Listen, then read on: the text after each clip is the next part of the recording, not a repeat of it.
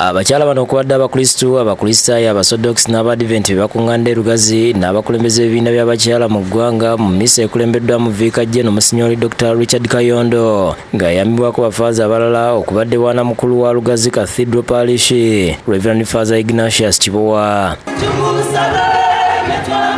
Viikajje no Kayondo abakubiriza okweyisa obulungi okwewala emize naye bajja kukkiriza.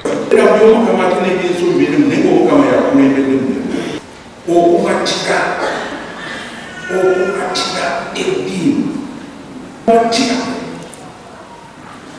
abatume bamatira abajulizi b'Uganda bamatira n'otugenda okuwaayo obulamu.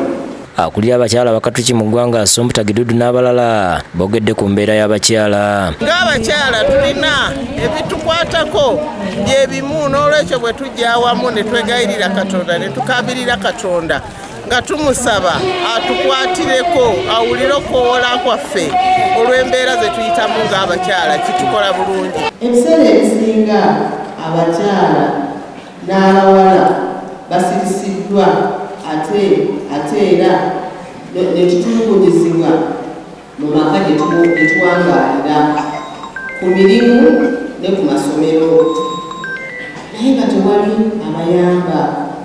Kibi nnyo ddala era ng'abakyala ekiseera tuveeyo n'eddoboozi limu nga twegayirira Omukama atuyambe. Minisita Diana Mutasingwa naye akubiriza abakyala okweyisa obulungi okugondera n'okulabirira babbaabwe. Embeera gye tulaba ensinga bw'etambula ku sipiidi oba tuli mu bulamu bw'omwana wo omwana agenda kukulima. N'abakyala mu luka gw'Emutungo munisipaali y'e Nakawa bakuzizza olunaku lwabwe ne balajja na gavumenti ku bannakigwanyizi abeesomye okulankanya ssente zaabwe ze batereka mu bibiina by'obwegassi okwejja mu bwavu. Babyogeredde mu musomo gubateekeddwa abakulira Nakandi Hasifa nga kansala Monica Muhammadi abasomeseza ku bukulu bw'okutereka. Buli lw'owulira mukwano gwo ng'azze era ng'ayagala katundu akulaakulana ogambe gwe tofaayo muddugavu mweru wakala ki wano we tuli tewaliwo bya bibiina tuli mu byanfuna. Nakandi agambye nti abakyala bangi tebakyagalira ddala kutereka mu bibiina olw'okubabbako ssente zaabwe n'alajja na gavumenti okubasayira amagezi.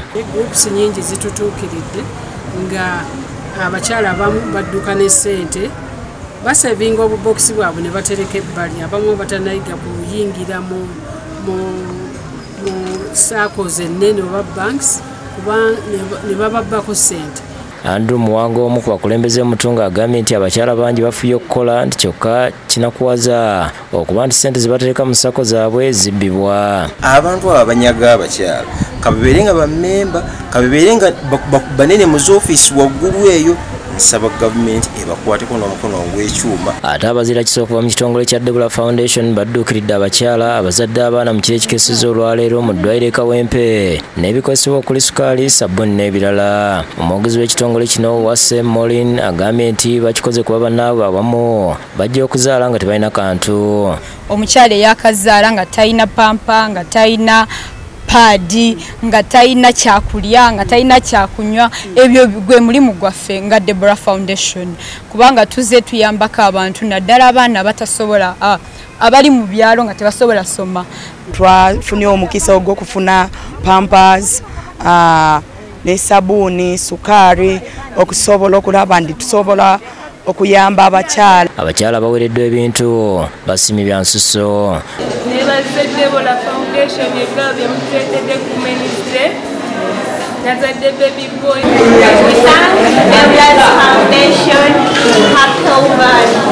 Amyuka akulira abasawo abazaalisa mu ddwaliro e Kawempe Nantongo Sylvia yeebazza aba Deborah Foundation olw'okudduukirira abakyala. I take this opportunity on this day, Women's Day, to thank the Deborah Foundation for the good thing that they have done for our mothers. N'abakyala abakolera mu kampuni ya Euroform bakoze bulungi bwansi mu bitundu by'obweyogerere nga bakuza olunaku lw'abakyala nga Claire Kemigisha kitunzi wa kampuni eno bwalambulula. Abakyala ba Euroflex rero bagambe katwere tandike naffe nga ffe abakyala batwere ku kubiri yaffe ey'okugwano tugamba nti omukyala woli wonna obuyonjo butandika nawe empowerment etandika nawe maaso. Olunaku luno fenga Euroflex tusazeewo okubanga tulujaguza ng'abakyala nti tutaddemu okubanga tulina kwefaako abakyala self-love. balongoseza ebifo ebyenjawulo okugugula emyala okuwera oluguudo lwa Kinawataka n'okwokya Kasiro ekisanyusiza abatuuze. Nebaza bwebaza bakutuyonja labako bwe tutunula kati tuli mu environment